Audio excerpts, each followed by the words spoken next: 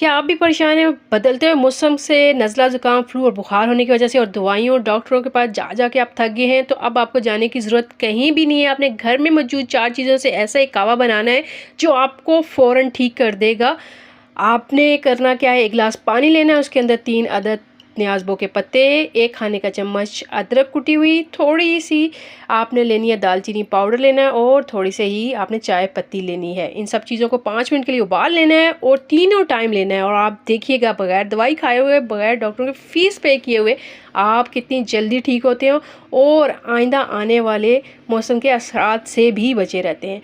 बहुत ज़बरदस्त ये कावा है, बहुत इफ़ेक्टिव है, लाज़मी ट्राई कीजिएगा और आप इसके रिज़ल्ट भी मेरे साथ शेयर कीजिएगा कि आपने कितनी जल्दी इस कावे से अपना बुखार, नज़ला ज़ुकाम और खांसी को दूर किया है।